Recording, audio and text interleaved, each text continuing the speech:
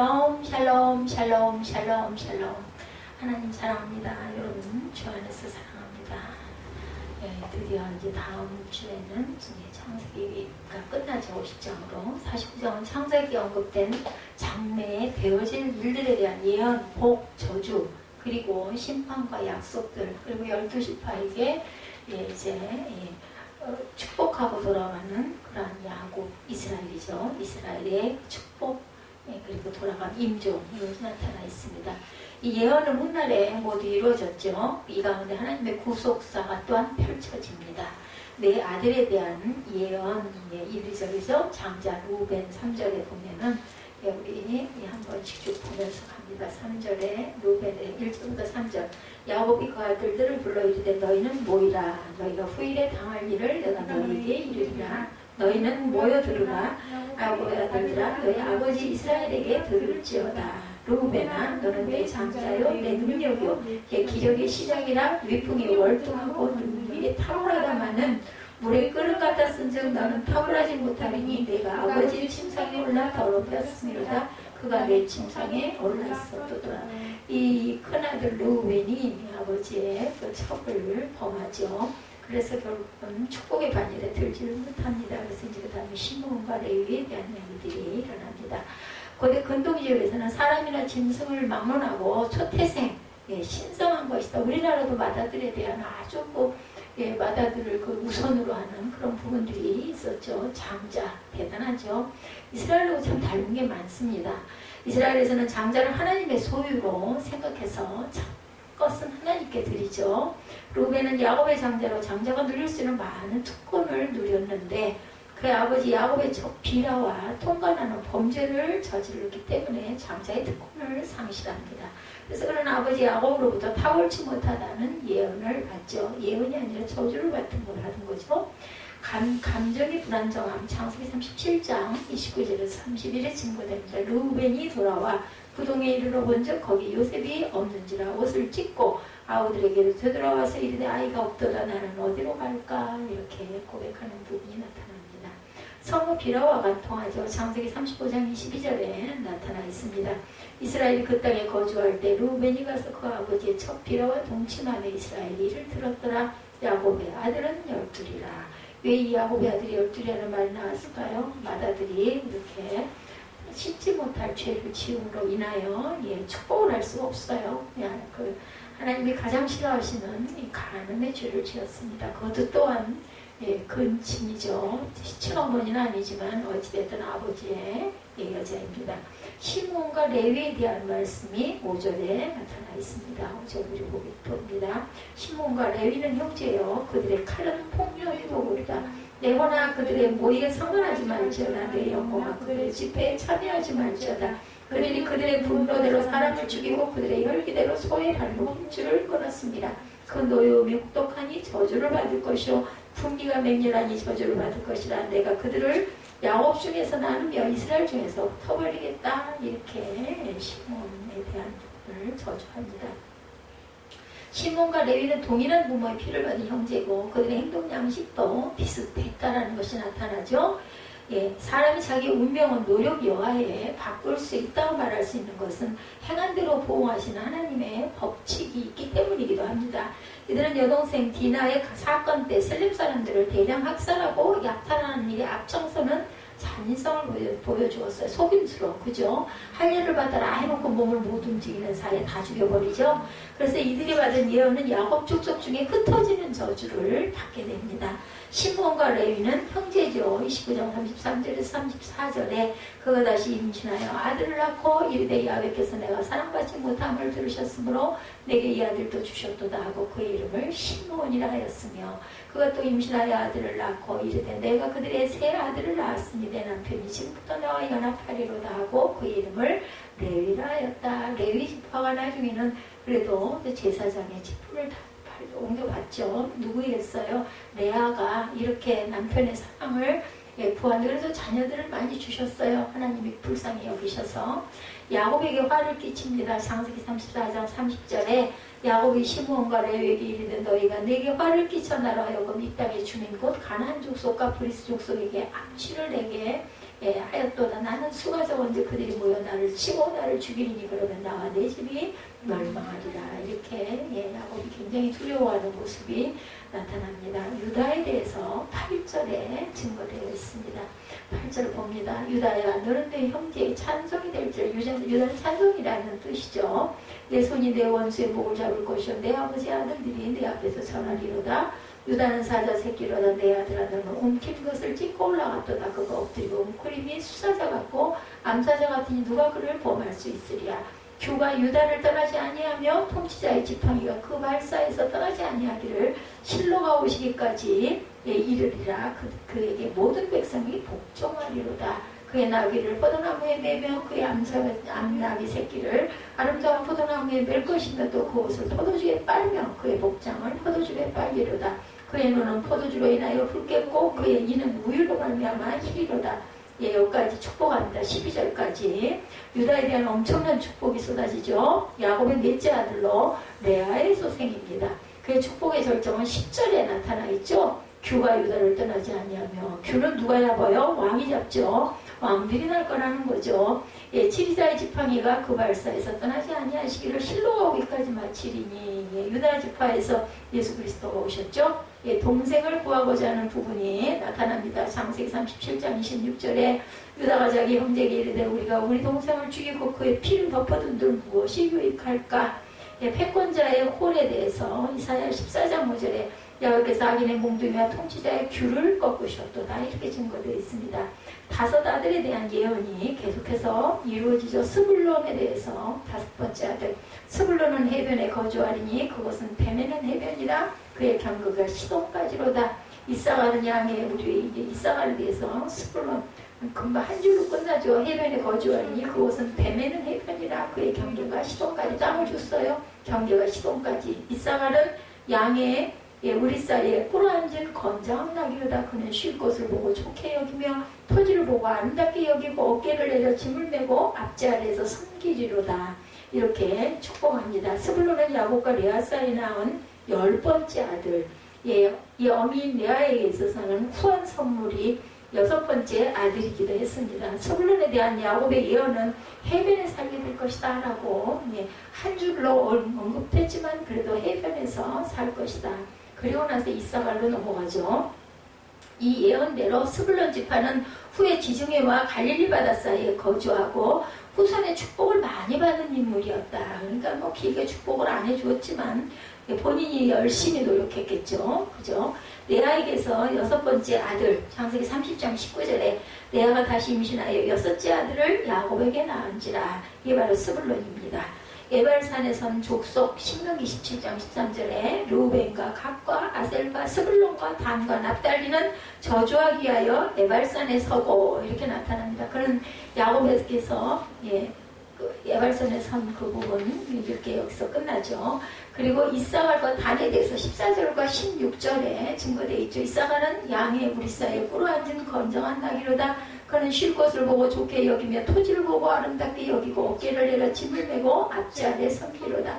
단은 이스라엘의 한 지파같이 그의 백성을 심판하리로다. 17절에 단은 길섭의 뱀이요 샛길의 독사로다. 말굽을 물어서 그 탄자를 뒤로 떨어지게 하리로다. 여호와여 나는 주의 구원을 기다리느이다. 그리고 이제 19절에는 갓에 대한 축복. 깃사갈과 단이죠. 레아가 루벤이 가져다 준 합한 채 이것으로 동생 나에게 주는 대가로 야곱은 동침에서 낳은 아들이에요. 이사갈이. 야곱의 12아들 중 9번째에 해당하는 이사갈. 그는 야곱으로부터 건장한 나귀 같은 자라는 예언이나 이렇게 아직 건강하게 잘 살았겠죠. 단은 야곱의 첫 비라의 맏아들입니다. 야곱의 5번째 아들이었습니다. 단은 서자 출신이었음에도 불구하고 다른 후손들과 동등하게 축복을 받습니다. 야곱의 9번째 아들이죠. 하나님이 레아의 소원을 들으셨으므로 그가 임신하여 5째 아들을 야곱에게 낳은지라. 이사갈 지파의 조상에 대해서 이사갈 자손의 종족들은 이러하니 돌라에게서 난 돌라 종족과 부하에서 난 분이 종족과 야숲에서 난 야숲 종족과 시므론에게서 난 시므론 종족이라 이렇게 증거되어 있어요. 그러니까 이사갈 지파의 조상이기도 하다. 야숲에서 난 야숲 족속과 시므론에서 난 시므론 종족도 이들이 이사갈 지파의 조상들이다. 갓과 그 아내에 대해서 나타납니다. 갓은 19절에 보면 19절 갓은 군대의 추격을 받으나 도리어 그 뒤를 추격하리로다 한 줄로 갓도 끝납니다. 갓은 레아의 몸종 실바가 이것도 또 그죠 처백에서 난 그런 아들이기도 하죠. 실바가 처음으로 낳은 아들 야곱이 바단 아람에서 라헬의 값을 치르기 위해서 7년 동안 일할 때 낳은 아들이었습니다. 그는 야곱에게 군대의 반격을 받으나 도리어 그를 추격하리로다라는 예언의 말씀을 듣습니다. 그리고 20절에 야셀 야곱의 8째 아들 레아의 몸종 실바에게서 난 갓의 바로 아랫동생입니다. 야곱은 아셀이 기름진 식물을 내고 왕의 진술을 공개하게 될 것이다 라고 20절에 축복하죠. 아셀에게서 나는 먹을 것은 기름진 것이다. 그가 왕의 수라상을 차릴 것이다. 21절에 납달리는 노인 암사슴이라 아름다운 소리를 바라는도다. 그리고 이제 요셉과 베냐민에 대한 축복부터 우리가 함께 읽어봤습니다. 중심이었기 때문에 그것을 읽었습니다. 야곱은 아셀의 기름진 식물을 내고 왕의 진술을 공개할 것이다. 7 아들을 두었어요. 갓은 7 아들을 둡니다. 창세기 46장 16절에 갓의 아들은 시므온과 학기와 순이와 에스본과 예리와 아로디와 아렐리오 6 아들에 대한 이름이 나오죠. 실바가 낳은 아들이에요. 레아의 시녀 실바가 둘째 아들을 야곱에게 낳음에 레아가 이르되 기쁘도다 모든 딸들이 나를 기쁜 줄 아리로다 하고 그의 이름을 아셀이라 하였더라. 이렇게 증거를 했습니다. 아셀에 대한 축복. 그리고 나서 세 아들에 대한 예언과 야곱의 죽음이 납달리와 요셉과 그리고 베냐민에 대한 축복이죠. 납달리는 야곱의 둘째 아내인 라헬의 몸종 비라에게서 낳은 둘째 아들. 그는 야곱에게서 사랑스럽고 발이 빠른 암사슴이라는 말씀을 들었어요. 축복의 예언의 말씀. 요셉은 라헬의 첫째 아들이고 야곱의 11번째 아들 아시죠? 야곱은 요셉에게 놀라운 축복의 예언을 아주 가장 좋은 축복으로 아주 그냥 기가 막힙니다. 요셉에게 여러 형제 중 많은 축복이 주어진 것은 그가 형제들을 용서하고 화평케 하고 그리고 장자권을 계승하게 되고 그리고 무엇보다도 그 온 가족을 굉장히 가난 가운데서 그리고 그 가뭄 가운데서 건졌죠. 그러한 것을 칭찬해서 야곱에게 이런 축복도 그냥 워낙 사랑했어요. 야곱이 게다가 중간에 죽은 줄 알았다 살았으니 얼마나 기가 막히게 기쁘고 귀했겠습니까? 축복을 많이 받습니다. 비라의 아들 납달리에 대해서도 라헬의 시녀 비라가 다시 임신하여 둘째 아들을 야곱에게 낳음에 라헬이 이르되 내가 언니와 크게 경쟁하여 이겼다 하고 그 이름을 납달리라 하였다. 이건 아마 납달리는 경쟁하여 이겼다라는 뜻인 것 같습니다. 애굽의 총리 창세기 41장 39절에서 40절에 보면 요셉에게 이르되 하나님이 이 모든 것을 내게 보이셨으니 너와 같이 명철하고 지혜 있는 자가 없도다. 바로가 이렇게 축복하죠. 너는 내 집을 다스리라. 내 백성이 다 내 명령에 복종하리. 내가 너보다 높은 곳은 내 왕자이라고 오죽하면 이렇게 칭찬을 했습니다. 그리고 나서 4대에 걸칠 정도로 40년인가요? 그동안을 국무총리 총리로 있는 그런 축복을 애굽에서도 받죠. 베냐민과 야곱의 죽음입니다. 베냐민은 야곱의 막내 아들이죠. 야곱은 베냐민을 물어뜯는 일이라 아침에는 빼앗은 것을 먹고 저녁에는 움킨 것을 나누리라. 그러니까 먹을 것 걱정 전혀 안 하는 베냐민. 각인의 분량대로 축복한 야곱은 이 세상에서 생을 마감하고 열조에게로 돌아갑니다. 라헬이라는 막내 아들 베냐민이죠. 그가 난산할 즈음에 산파가 그에게 이르되 두려워하지 말라. 지금 내가 등남하느니라. 18절에 보면 창세기 35장 18절에 그가 죽게 되어 그 혼이 떠나게 할 때 아들의 이름을 베논이라 불렀으나 그의 아버지는 그를 베냐민이라 불렀더라. 축복의 아들이다 라고 바꾸죠. 한 번 정해진 것에 대한 히브리서 19장 27절 한 번 죽은 것은 사람에게 정해진 것이요 후에는 심판이 있으리니 말씀합니다. 그래서 창세기 49장에는 12아들에 대한 야곱의 축복과 그리고 그 야곱에 돌아가는 그 죽음에 대한 것이 나타납니다. 성공한 사람, 실패한 사람, 인생의 결과들을 보면 일어선 자와 넘어진 자, 선택진 자와 버림받은 자를 우리가 볼 수가 있습니다. 야곱의 자세는 창세기 49장 29절에서 33절이죠. 147세가 된 야곱은 자신이 죽을 때가 되었음을 알게 되죠. 두 가지 이유 때문에 첫째는 자신이 알아요. 건강이 나빠졌다. 그는 이제 살아갈 여력이 없는 것을 알게 되고 요셉이 아들들 데리고 왔을 때도 가까스로 침상에서 일어나 앉는 게 48장에 나오죠. 48장 1절에 보면 이 일 후에 혹이 요셉에게 고하기를 내 부친이 병들었다 하므로 그가 곧 두 아들 므낫세와 에브라임과 함께 이르니라고 기록되어 있습니다. 그는 병이 들었고 육신이 쇠약해졌습니다. 둘째로 야곱은 자신의 영혼이 편한 때가 되었음을 감기합니다. 기도하는 사람들은 알아요. 그죠? 창세기 47장 29절에 이스라엘의 죽을 기한이 가까우매 그가 그 아들 요셉을 불러 그에게 이르되 이제 내가 네게 은혜를 입었거든 청하노니 내 손을 내 환도뼈 아래 넣어서 47장에 나왔었죠. 나를 인애와 성심으로 대접하여 애굽에 장사하지 않기를 맹세하고 가나안 땅으로 나를 가서 묻어달라 그러죠. 죽을 기한이 가까우매 이라는 말이 성경에서 정관사 더가 붙어져 있어서 The time to die라고 기록되어 있는 것을 볼 수가 있습니다. 하나님께서는 우리 성도 각 사람에게 죽을 때를 정해 놓으셨다는 것이죠. 그래서 우리는 그때가 되기 전까지 절대로 죽지 않는다. 우린 그걸 모를 뿐이다. 그리고 우리 중 누구도 하나님이 정하신 그때를 넘길 수가 또한 없습니다. 134 애굽으로 이주한 때부터 147세 17년 동안 아주 야곱에게는 인생 중 가장 행복한 복된 그 순간들을 보내게 되죠. 하나님이 야곱에게 상을 주신 것 같아요. 주변 사람들은 모든 기근으로 굶어 죽어가고 고생했어도 야곱과 그의 가족들은 고센 땅에서 상급을 얻었고 생육하고 번성했죠. 12아들을 두게 됩니다. 잘 먹고 잘 살고 아들들을 낳게 되죠. 야곱의 인생 후반부 17년 인생은 대단히 행복한 시간이었습니다. 그래서 한 주석가는 이삭의 인생 후반부와 야곱의 인생 후반부를 비교하면서 이삭의 인생 후반부는 그 인생 전반부에 비해서 쓸쓸한 후반부였는데 야곱은 전반부가 괴로웠지만 인생의 후반부는 복되었다. 그래서 노년의 때가 복돼야 그 사람이 정말 복된 사람이라고 얘기하죠. 저와 여러분들은 인생의 전반부와 후반부 중 어느 쪽이 더 행복했으면 좋겠습니까? 여러분들 물론 다 행복해야 좋겠지만 만약에 둘 중에 어느 쪽이 더 행복하기를 원하느냐면 여러분들 후반부가 더 행복한 그런 성도님들이 되시고 왜냐하면 이 후반부는 더더군다나 우리를 더 많이 받겠죠. 우리가 믿음이 더 견고해지고 그리고 신앙의 뿌리가 다져지고 하나님의 음성을 더욱더 가까이 듣게 되고 그런 복된 인생이 될 수밖에 없습니다. 우리 성도들은 어차피 지나간 인생의 전반부가 행복했던 쓸쓸했던 관계없이 이제부터 시작되는 인생의 후반부가 복된 시간이 되기를 주님의 이름으로 축복합니다. 야곱은 이제 하나님이 정하신 때가 되었음을 알고 두 가지 일을 합니다.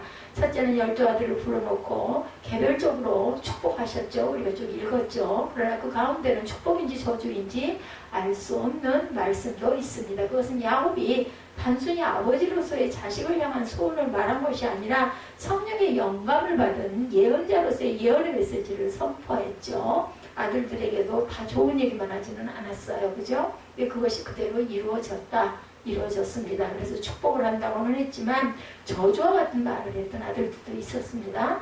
야곱은 예언자로서 각각의 아들을 불러놓고 예언을 합니다. 그러나 그것이 전부는 아니었죠. 둘째로 야곱은 12아들을 전부 다 모아놓고 집단적으로 명령을 내리기도 했어요. 49장 29절에 그가 그들에게 명하여 가로되 이렇게 시작합니다. 내가 내 열조에게로 돌아가리니 나를 햇사람 에브론의 밭에 있는 굴에 우리 부요조와 함께 장사하라고 기록되어 있는 것을 볼 수 있는데 야곱은 자신의 아들 12명에게 전체적인 명령을 내립니다. 야곱이 이렇게 말하죠. 이제 내가 열조에게로 돌아가리니 29절이죠. 여기서 중요한 것은 야곱이 죽는다는 것을 죽음이라는 단어로 표현하지 않았어요. 돌아간다라고 하죠. 야곱은 근데 우리나라도 다들 사람들 뭐 죽었다라고 얘기 잘 안 하잖아요. 대개는 돌아가셨다라고 얘기합니다. 야곱은 이제 내가 죽을 것이라고 말하지 않고 내가 이제 내 백성이 기다리고 있는 곳으로 내가 가려고 한다 이렇게 얘기합니다. 내 백성 하나님의 백성들이 있는 곳에 내가 함께 하려고 한다라는 거죠. 그리고 자신의 시신을 묻은 장제에 대해서 부탁을 하죠. 그는 나를 햇사람 에브론의 밭에 있는 굴에 우리 부요조와 함께 장사하라. 창세기 23장에 보면 아브라함이 은 400세겔을 주고 햇사람으로부터 밭과 함께 동굴을 사죠. 막벨라 굴이죠. 그 밭이 마므레 앞에 있는 막벨라 밭이었고 거기 있는 동굴이 막벨라 동굴입니다. 그래서 야곱은 햇사람 에브론의 밭에 있는 굴에 자신을 장사해달라고 명령을 합니다. 야곱은 147세에 죽기 직전임에도 불구하고 놀라운 정확성을 가지고 막벨라 동굴의 위치를 기억하고 있습니다. 야곱은 치매가 없이 정신이 또렷합니다. 야곱은 평소에 자기가 돌아가서 묻힐 땅이 어디인지를 항상 마음속으로 사모하고 있었던 거죠. 막벨라 동굴에는 할아버지 아브람, 할머니 사라, 아버지 이삭, 어머니 리브가가 묻혔고 4명의 아내 중 레아가 묻혔어요. 본부인, 첫 번째 부인이죠. 한 가지 의아한 것은 야곱이 그토록 사랑했던 라헬은 막벨라 동굴에 묻히지 않았다는 거죠. 라헬은 베들레헴 근처 묘실에 묻혔어요. 그렇다면 야곱은 자신을 막벨라 동굴이 아니라 사랑하는 아내가 있는 라헬이 묻힌 베들레헴 묘실에 묻어달라고 부탁하지 않았을까라는 그런 의문이 생기기도 합니다. 그러나 야곱은 그렇게 하지 않습니다. 평소에는 그녀의 자식들만 아끼고 사랑했는데 죽을 때는 레아가 묻힌 열조의 묘실에 장사해달라고 말합니다. 이것은 야곱이 인간적인 감정이나 애정보다는 하나님의 언약을 더욱 귀중히 여긴 참된 믿음의 사람이었다.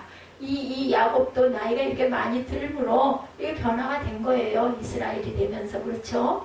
이 야곱이 이제 내가 내 열조에게로 돌아가리라고 했던 말 속에 발견할 수 있는 죽음을 대하는 야곱의 3가지 자세를 우리가 한번 살펴보면서 말씀을 나누고자 합니다. 야곱은 천국에 들어갈 것을 확신하고 있었다는 거죠. 예수를 믿지 않는 사람들은 천국과 지옥이 있는지 죽어봐야 한다 이런 말들 많이 해요. 그러나 야곱은 그렇지 않았습니다.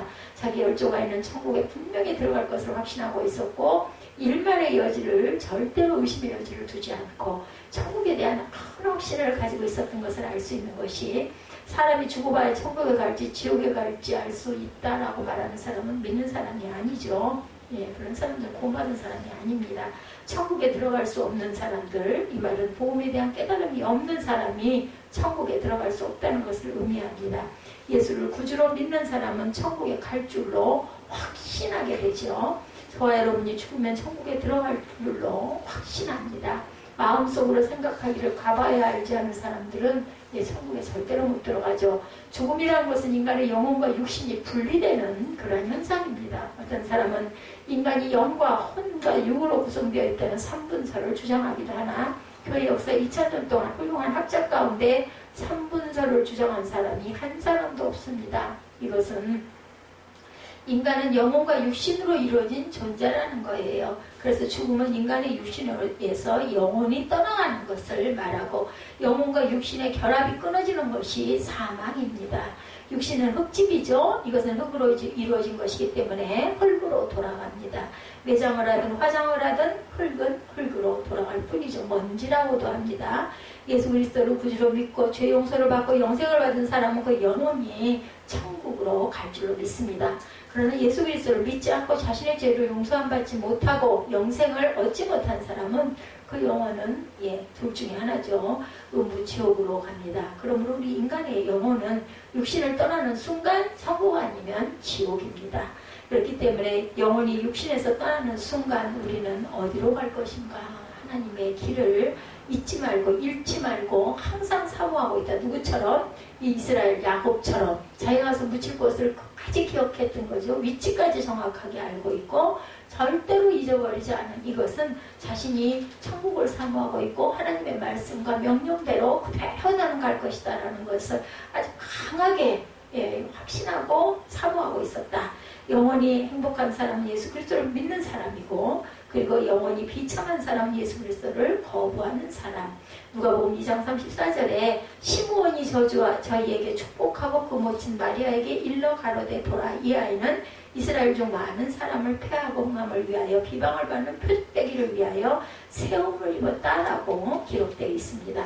예수 그리스도가 그 표적이죠. 예수님을 믿는 사람은 흥하는 사람이고 예수님을 거절하는 사람은 망하게 된다는 거죠. 야곱은 자신의 영혼이 육신을 떠나는 순간 천국에 들어갈 것을 확신했다라고 말합니다. 그렇다면 야곱이 이런 확신을 가지게 된 근거는 무엇일까? 믿음이라고 다 같은 믿음이 아니죠. 근거 없는 확신은 맹신이고 미신입니다. 많은 사람은 예수를 믿지도 않으면서도 착하게 살았기 때문에 난 천국에 갈 거야, 극락에 갈 거야, 극락과 천국을 같다라고 얘기하죠. 이것은 미신이고 맹신이고 마귀의 속삭임입니다. 이 세상에 천국에 들어갈 만큼 착하게 산 사람은 아무도 없습니다. 의롭다 칭함을 받을 자가 하나도 없다고 말씀하셨어요. 분명히 야곱처럼 착하지도 않은 사기꾼이 어떻게 죽어서 천국에 들어갈 수가 있겠느냐. 그 확신의 근거는 창세기 48장 16절 전반부에 나를 모든 환난에서 건지신 사자께서 이 아이에게 복을 주시오며 라고 기록되어 있습니다. 여기서 건지신이라는 말은 히브리어로 고엘이라고 합니다. 고엘. 신약에는 이 단어가 구속, 르딤이라고 번역되어 있습니다. 구속은 속정을 내고 노예 상태에서 해방시켰다는 뜻입니다. 그리고 사자는 영어 알파벳 대문자로 시작되는 엔겔입니다. 엔겔. 고로 피조물로 존재하는 천사가 아니라 여호와의 사자, 엔겔 오브 더 로드, 즉 성육신 하시기 이전에 예수 그리스도를 가리킵니다. 야곱은 자신의 영혼을 구속하신 예수 그리스도를 언급하고 있는 것이고, 야곱이 아직 예수 그리스도의 이름을 알지 못했기 때문에 야훼의 사자라고 표현해서 부른 거죠. 예수 그리스도께서 야곱을 만나주시고 구속해 주셨기 때문에 죽어도 자기 영혼이 천국에 들어가리라고 확신하였다는 겁니다. 그러면 야곱이 언제 어디서 예수 그리스도를 만났을까? 나폭한 거 아니겠어요? 예수 그리스도는 2000년 전에 이 세상에 오신 분인데 그보다 훨씬 오래전에 살았던 야곱이 어떻게 예수님을 만났을까? 그는 어디서 만났겠어요? 야곱이 요셉에게 이런 말을 합니다. 요셉에게 이르되 이전에 가나안 땅 무수에서 전능한 하나님이 내게 나타나 복을 허락하여 내게 이르시되 내가 너로 생육하며 번성하게 하여 내가 많은 백성이 나게 하고 내가 이 땅을 내 후손에게 주어 영원한 기업이 되게 하리라 하셨느니라. 창세기 48장 3, 4절에 이렇게 나타나 있습니다. 가나안 땅의 루스는 베델의 원래 지명입니다. 야곱은 지금 요셉에게 베델에서 만났던 하나님을 배고하며 말하고 있죠. 야곱이 형 에서에게 쫓겨 도망자 신세가 되어 베델에서 뭐 했어요? 돌베개를 베고 약복강까지요. 잘 때 하나님을 만나죠. 창세기 28장 13절이죠. 꿈에 본즉 사닥다리가 땅 위에 섰는데, 예, 우리가 너무나 잘 아는 말씀입니다. 저희 교회에 이가 세워질 때 축복하셨던 말씀이기도 합니다. 그 꼭대기가 하늘에 닿았고 본즉 하늘의 사자가 그 위에 오르락 내리락 하고 또 본즉 야훼께서 그 위에 서서 가라사대 나는 야훼이니 너의 조 아브라함의 하나님이여 이삭의 하나님이라. 이렇게 기록되어 있습니다. 야곱이 돌베개를 베고 자다 꿈을 꾼 내용이죠. 이 꿈은 하나님의 계시가 달린 영적인 꿈이었습니다. 그가 본 것은 천사들이 오르락 내리락 하는 사닥다리였고, 사닥다리 아래쪽은 땅에 닿았고 위쪽은 하늘에 닿아 있었어요. 그리고 하늘문이 열리며 하나님께서 말씀하시는 음성이 들립니다. 야곱아, 내가 너에게 자손의 복을 주겠고 땅의 복을 주겠고 내가 어디로 가든지 내가 너와 함께 할 것이며 너를 보호해 주겠다라고 말씀하시죠. 야곱은 베델 하나님을 만나기 전까지 구원받지 못한 불신자였습니다. 근데 사모하기는 했어요. 그죠? 그러나 베델의 하나님을 만나고 그는 구원받은 사람이 온전하게 됐습니다. 마치 누구처럼? 예, 그 사울처럼 하나님이 동행해 주는 사람이 되죠. 호세아 12장 4절에 하나님은 베델에서 저를 만나셨고 거기서 우리에게 말씀하셨나니 라고 기록되어 있습니다. 하나님이 베델에서 저를 만나셨다는 것은 죄인의 인생에 하나님이 개입하셨다는 것이죠. 이것이 바로 구원입니다. 소망 없고 공허하고 허무하고 쓸모없는 인생에 하나님이 개입하시고 예수 그리스도를 믿음으로 죄 용서함을 받아 영생을 얻고 소망 있는 하나님의 백성이 되는 것이 바로 구원. 구원은 예수를 만나는 거죠. 야곱이 본 사닥다리는 아래쪽이 땅에 닿았고 위쪽은 하늘에 닿은 사닥다리였습니다. 이는 거룩하신 하나님과 죄악된 인간의 중보자로 역사하시는 예수 그리스도를 상징하죠. 베델에서 본 사닥다리는 예수 그리스도 자체이신 것이고, 그렇다면 그것이 예수 그리스도이심을 우리가 어떻게 알 수가 있을까? 요한복음 1장 51절입니다. 예수께서 말씀하시기를 또 가라사대 진실로 진실로 너에게 이르노니 하늘이 열리고 하나님의 사자들이 인자 위에 오르락 내리락 하는 것을 보리라 하십니다. 이렇게 분명히 말씀하고 있습니다. 창세기 28장의 상황은 사닥다리가 있고 하나님의 천사가 오르락 내리락 하고 하늘이 열리는 것이었고, 요한복음 1장에서는 인자 즉 예수님 위에 천사가 오르락 내리락 하고 하늘이 열리는 것을 보리라 이렇게 말씀하셨어요. 그러면 창세기 28장의 사닥다리는 예표이고 요한복음 1장의 인자 예수 그리스도는 사닥다리의 실체이다.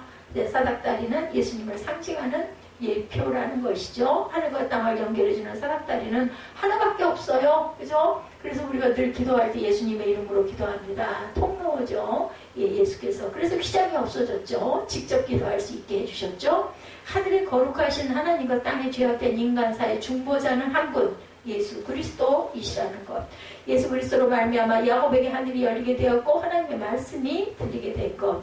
다른 사닥다리로는 아버지께 나아갈 수가 없습니다. 그것을 돕는 사람이 돕는 그 자체가 누구세요? 중보 성령이시죠? 성령께서 우리를 도우시죠. 다른 사닥다리는 하나님과 인간 사이에 절대 중보가 될 수 없다. 그것을 중보해주는 그러한 영이 예수께서 돌아가심으로 우리 각자에게 심어준 영이 바로 성령님이십니다. 삼위 하나님이시죠. 다른 사닥다리는 짧은 사닥다리, 고장난 사닥다리라는 것을 잊지 마시기 바랍니다. 예수님이 아닌 다른 존재를 의존하고 있다면 죽을 때 영원히 천국에 갈 수 없다는 사실을 우리가 확실히 알아야 되고, 저와 여러분이 어떻게 저렇게 편협한 사고를 가지고 있을 수 있나 라고 생각하시는 그러한 사람들, 그러나 진리는 하나지 결코 둘이 아니라는 것, 절대 거짓을 얘기해서는 안 됩니다.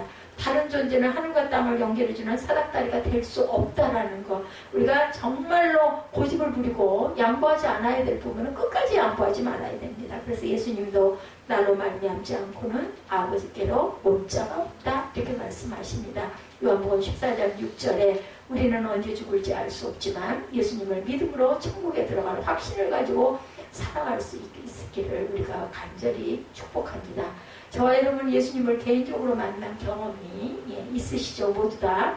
주일에 열심히 예배를 드리는 것은 천국에 갈 수 있는 보장이 될 수 없습니다. 진실로 예수님을 개인적으로 만난 사람이라 죄사함을 받고 영생을 받는 거죠. 이렇게 개인적으로 만난 사람들이 주일을 생명처럼 중요하게 여기고 온 정성과 마음을 다하고 물질을 다하고 그리고 시간을 들이고 몸을 드리죠. 그게 영적 예배입니다. 내 몸을 주께 드리는 산제단이다 라고 얘기하죠. 예수님을 개인적으로 만난 경험이 있어야 됩니다. 더 이상 죽음을 두려워하지 않게 됩니다. 개인적으로 만난 분들은. 왜냐하면 확실히 알기 때문에 영원히 육신을 떠나면 천국에 들어갈 것이고 예수 그리스도의 재림 때에는 영원히 새로운 육신을 입어서 썩지 않고 쇠하지 않고 병들지 않는 육신으로 부활해서 영원한 생명을 누리게 될 것이다. 이것이 확실한 진리라는 것을 잊지 마시기 바랍니다. 이 몸은 고쳐도 흙집 이상일 수가 없어요. 흙집은 언젠가 허물어집니다. 우리가 수술을 하고 약을 먹고 아니면 좋은 운동을 하고 해가지고 몸을 튼튼하게 할 필요가 있어요. 살아있는 동안에 건강하게 살아야 하는 분들도 열심히 잘할 수가 있겠죠. 그렇지만 결국은 흙집은 무너진다. 그 때가 조금 이르냐 좀 늦느냐의 차이입니다. 흙집은 오래 쓰면 지붕도 제 기능을 할 수가 없게 되고 창문도 시원찮아져요. 지붕이 뭐예요? 머리죠. 창문은 시력입니다. 또 맷돌, 치아는 많이 닳아서 잘 갈리지도 않습니다. 그래서 가짜 맷돌을 끼우고 살죠. 우리가 그 치아도 전부 다 바꿔서 씁니다. 기둥도 시원찮아집니다. 다리죠. 전적으로 흙집이 흔들흔들합니다. 그래서 우리는 자꾸 흙집을 고치면서 수리하면서 살아가게 됩니다. 그런 흙집은 역시나 흙집이죠. 우리는 흙집에 영원히 살 사람들은 아닙니다. 아무리 100세 시대가 됐다고 하지만 부활의 그날이 되면 아름다운 육신을 입고 살게 될 것이라는 소망을 갖고 기뻐하면서 살아야 되겠죠. 그래서 야곱은 죽는 그 순간에 육신을 떠나면 영원히 천국 들어갈 것이라는 것을 확신을 하였다. 야곱은 천국에서 누리게 될 두 가지 기대감을 갖고 있었는데, 첫째는 내 열조, 내 백성들을 만나게 되리라는 기대감이었습니다. 그래서 죽음의 순간은 절망의 순간이 아니라 소망과 기대감이 가득한 순간으로 바뀝니다. 야곱이 죽음 이후에 만나게 될 내 열조가 만한 사람들은 천국에 살고 있는 사람들이겠죠. 마태복음 22장 32절에 나는 아브라함의 하나님이여 이삭의 하나님이여 야곱의 하나님이로다 하신 것을 읽어보지 못했느냐. 하나님은 죽은 자의 하나님이 아니요 산 자의 하나님이다 라고 말씀합니다. 그러니까 아브라함과 이삭과 야곱 모두 다 천국에 살아있는 것이죠. 또한 모세와 엘리야 역시 천국에 살고 있습니다. 그렇기 때문에 예수님의 제자 베드로와 요한과 야고보를 데리고 베로산에 올라갔을 때 모세와 엘리야가 그 산 꼭대기에 나타나죠. 그리고 예수님과 대화를 나눕니다. 베드로가 그걸 봤어요. 여기가 좋사오니 초막셋을 짓고 여기서 같이 살면 좋겠습니다 라고 말했다고 예수님께 야단을 맞죠. 오래전에 세상을 떠난 모세와 엘리야가 천국에 살고 있는 사람들에는 사실이 잠깐 나타난 모습입니다. 야곱은 이제 그 영혼이 육신을 떠나는 순간 아버지 이삭도 만나게 되고 할아버지 아브라함도 만나게 되고 아내 레아도 만나게 되고 그리워하던 아내 라헬도 만나게 될 것이라는 것을 알고 있었죠. 야곱은 죽음 앞에서 절망하는 것이 아니라 복된 행복한 기대감을 갖고 있었으니까 두려움이 없어지겠죠. 둘째로 야곱은 무엇보다 하나님을 만날 기대감에 차 있었습니다. 그러나 하나님을 눈으로 뵌 적이 없었어요. 사닥다리를 통해 하나님을 만나고 그의 말씀을 들었을지라도 하나님을 직접 눈으로 뵙지는 못했죠. 하나님을 직접 눈으로 뵐 수 있는 사람은 단 한 사람도 없습니다. 하나님은 인간의 육안으로 뵐 수 있는 분이 아니죠. 사람처럼 뭐 형상이 있는 분이 아니기 때문에 어떤 사람은 자기가 하나님을 봤다고 하는데 글쎄 그건 뭐 알 수 없죠. 사람이 어떻게 하나님을 볼 수 있을까? 뭐 느꼈겠죠. 그죠? 불가리아의 수도 소피아에 갔을 때 한 성당 내부에 천장에 그려져 있는 할아버지를 가리켜서 하나님 아버지라고 하는 가이드 설명들이 있다고 합니다. 예, 하나님은 동네 할아버지가 아니죠. 하나님 아버지는 우리의 눈으로 볼 수 있는 그런 형상은 아닙니다. 그래서 야곱은 이제 죽으면 천국에 가서 하나님을 뵙게 될 것이라는 기대감을 가지고 있었다. 야곱은 죽기 직전에 침상에서 하나님을 경배하죠. 창세기 49장 33절에 이 세상에 있는 동안 하나님을 경배하는 사람이 죽어서도 하나님을 경배하는 사람이 되는 거지. 세상에 있는 동안 하나님을 경배하지 않은 사람이 죽을 때 하나님을 경배할 리가 절대로 없습니다. 그렇기 때문에 우리는 훈련 배워줘야 되고 항상 하나님을 찬양하고 경배해야 되겠다는 거죠. 제가 오늘 새벽예배 10편 47편을 증거하면서 거기 간증의 내용을 하나 정말 은혜를 받았어요. 인도의 개척 선교사 스칸 목사님 얘기였는데 복음이 전파되지 않은 미개척 선교지를 향하게 가다가 원주민들에게 그만 붙들립니다. 그들은 참으로 그의 심정을 겨누고 뭐 많이 죽었죠. 선교사님들. 이제 죽었구나 라고 생각이 들어가지고 늘 가지고 다니던 바이올린을 켜면서 원주민들의 언어로 마지막 찬송을 했어요. 내가 이 찬송하다 죽으면 죽으리라. 주 예수 이름 높여다 찬양하여라. 금멸류관을 드려서 만유의 주를 찬양하리라. 금멸류관을 드려서 만유의 주 찬양하리라. 이 목사님은 이제 내가 어느 순간 죽을 거야 하면서 눈을 감고 찬양을 했는데 3절이 다 끝나도록 아무런 일이 일어나지 않아서 이상하다 하고 눈을 떠보니까 그들이 겨루고 있던 창은 내려가 있고 그들의 눈에는 눈물이 가득 고여 있더랍니다. 그들은 다가와서 찬양받으실 그 높은 사람이 누굽니까? 가르쳐 주십시오 하고 물었다고 그러죠. 그래서 그는 그들과 함께 집으로 가서 여러 해 동안 그들 가운데서 수많은 사람을 그리스도께 인도했다고 그래요. 그래서 찬양은 바로 기도이고 찬양은 기적이고 그리고 하나님의 역사는 찬양의 역사라는 것. 그렇죠. 모세는 광야 이스라엘 국가를 위해서 제사장들로 찬양을 담당케 하는 다윗도 마찬가지죠. 그래서 제가 참 마음의 기쁨과 감사로 여겨지는 것은 우리가 정말 예배 때 찬양을 좀 다른 교회들에 비해서 굉장히 길게 합니다. 근데 저는 찬양 드릴 때 정말 기뻐요. 그리고 마음에 어떤 그 어두운 것들이 있었을 때 찬양함으로 인해서 밝아지고 마음이 아주 기뻐지고 감사해지는 거 참 하나님의 은혜다라는 생각이 들었어요. 그래서 요한복음 13장 1절에 6월절 전에 예수께서 자기가 세상을 떠나 아버지께로 돌아가실 때가 이른 줄 아시고 세상에 있는 자기 사람들을 사랑하실 때까지 사랑하시니라. 여러분들 하늘에 갖고 갈 수 있는 건 찬양밖에 없다고 그러죠? 더욱더 찬양을 기뻐하시고 찬양의 가사가 우리의 기도다. 곡절도 우리 기도가 참 부족하죠. 이런 마음을 가지고 더 기쁘게 찬양하시고 목소리가 나올 때 열심히 찬양하시기 바랍니다. 저는 성대가 많이 약해져가지고 찬양을 정말 옛날처럼 하고 싶어도 잘 되지가 않아요. 근데 그때는 제가 몰랐죠. 하나님께서 이 목을 주신 게 찬양을 많이 하라고 주신 걸 모르고 찬양을 많이 하지 못했습니다. 여러분들은 그러지 마시기 바랍니다. 천국은 우리를 구원하신 아버지 하나님이 계신 곳이고 구원해 주신 하나님께 영영토록 감사를 드리는 그러한 장소입니다. 위대한 종교개혁가인 칼빈, 기독교 역사상 가장 훌륭한 학자이기도 했죠. 사람들 가운데 칼빈을 욕하는 자들이 있는데 칼빈은 욕하는 사람은 이단이거나 성경을 모르는 무지한 사람들이다. 아주 그냥 배제해버린다고 그러죠. 기독교 강요라는 책은 성경 다음으로 위대한 책이라고 기록합니다. 칼빈은 성경을 가장 탁월하게 연구한 사람이었고 칼빈의 가르침은 칼빈주의자들은 아주 존경을 한다고 그러는데 존 칼빈이 1564년 55세의 나이로 죽었어요. 자기 시신을 공동묘지에 묻어달라고 하면서 아무런 묘비도 세우지 말아달라고 그 유언을 했다고 그러죠. 근데 칼빈의 장례를 맡은 위원서 서기가 칼빈의 임종에 대해서 기록하기를 그는 하나님께로 갔습니다. He went to God이라고 표기를 했다고 합니다. 야곱은 하나님께로 갔죠. 그는 죽음의 순간에도 하나님을 만날 기대감으로 그리고 자기들의 열조를 만난 기도감과 소망을 가지고 기쁨으로 달려갔을 것입니다. 그러나 야곱의 혈연이라고 해서 모두 야곱의 열조는 또한 아닙니다. 그곳에 이삭의 이복형인 이스마엘을 만날 수가 없겠죠. 야곱의 형인 에서도 만날 수가 없습니다. 에서는 망령된 자였습니다. 그래서 그들은 천국에서 만날 수 없는 사람들. 오늘 예배하고 있는 저와 여러분은 하나님의 백성을 내 백성이라고 고백할 수 있기를 바랍니다. 우리의 영혼이 육신을 떠날 때 천국 가서 하나님의 백성과 함께 하나님을 경배할 수 있기를 간절히 축복합니다.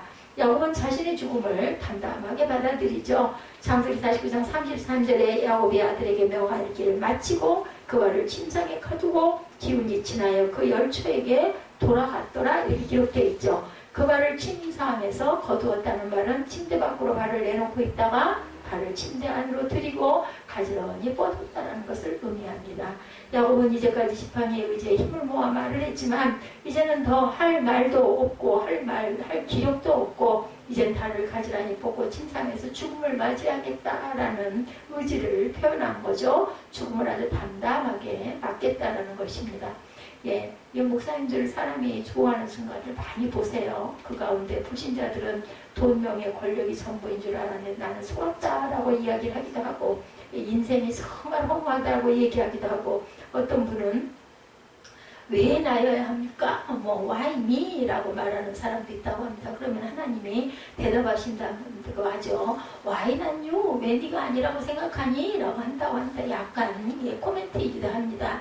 야곱은 이 땅에서 모든 고생과 수고를 마치고 영존하신 하나님 앞에 살아있는 하나님의 백성들과 영원한 안식에 들어가게 됩니다. 예수를 믿는 우리는 천국을 안식이라고 하고 이 세상은 안식이 없는 것이다 이렇게 얘기합니다. 그래서 이 세상을 사는 동안은 피곤하기도 하고 그저 아무리 부유하게 사는 사람도 염려가 없는 사람들이 없습니다. 그리고 환란이 안 찾아오는 사람이 없죠. 근데 우리 성도들에게 영원한 안식이 기다리고 있는 것 얼마나 감사할 일입니까? 얼마나 복된 일입니까? 죽음이 오더라도 두려워할 필요가 없는 것, 죽음을 담담하게 맞이할 수 있겠죠. 야곱은 우리보다 더 나을 것이 없는 죄인이었습니다. 야곱은 상대적으로 우리보다 더 나쁜 짓을 많이 했을 수도 있습니다. 우리는 아버지나 형을 상대로 사기를 치거나 남의 것을 억지로 빼앗지는 않죠. 그렇다면 그런 죄인이 무엇을 가지고 천국을 가겠다고 확신을 했겠느냐. 그런 죄인이 어떻게 해서 인생의 후반부를 복되게 살다가 죽는 순간에 이처럼 천국 갈 확신을 가지고 기대감을 가지고 죽음을 기쁨으로 맞이할 수 있었겠는가. 야곱이 사기꾼인 것이 감사하죠. 그런 사기꾼도 이렇게 큰 확신을 가지고 살게 됐는데 우리도 얼마든지 그렇게 될 수 있다는 거죠. 야곱이 아주 훌륭한 사람이었다면 아유 나는 안 될 거야 이런 불안이 있을 건데 야곱이 아주 착한 사람이라면 그는 천국에 가겠지만 우리는 어림없어 이럴 건데 그죠? 야곱이나 우리나 죄의 점수로 따지면은 그죠? 도끼 게 낀입니다. 그런데 야곱이 천국에 들어갈 확신을 가지고 있었으니까 나도 갈 수 있다. 단 뭐만 하면 믿음과 은혜만 받으면 야곱같이 야복강가에서 하나님을 만나는 그러한 역사. 야곱도 어떨 때 이렇게 하나님을 만났어요? 가장 공공하고 가장 앞이 암담하고 가장 절망적일 때 하나님을 만났습니다. 중요한 것은 내가 절망에 있을 때 무엇을 붙잡았느냐가 중요합니다. 누구나 다 그런 환난을 찾아옵니다. 그럴 때 하나님을 의지하시고 한 분 하나님밖에 안 계시다는 것을 입술로 고백하는 저와 여러분이 되시기 바랍니다. 그것은 하나님이 야곱에게 은혜를 주셨기 때문에 우리에게도 똑같죠. 사람이 복을 받는 것은 다른 것이 아니고 하나님의 은혜를 받는 것이라는 것. 야곱이 사기꾼이었음에도 불구하고 하나님의 백성으로 택하여 주셨고 그를 만나 주셨고 사닥다리가 되시는 예수 그리스도로 인해서 구원을 얻은 사람이 되었던 것처럼 하나님의 말씀을 우리에게 듣게 해주시고 내 백성이라고 부를 수 있게 해주셨고 죽음의 순간에도 하나님께 돌아가 경배할 수 있는 소망을 가진 사람이 되게 해주신 야곱의 하나님께서 저와 여러분에게도 이 모든 것이 그레이스 오브 갓 하나님의 은혜라고 고백하는 자에게 하나님께서는 지금도 예수 그리스도의 은혜를 은총을 여러분과 저에게 주실 줄 믿습니다. 영원히 육신을 떠날 때 인간이 가지고 있던 계급장은 아무런 소용이 없습니다.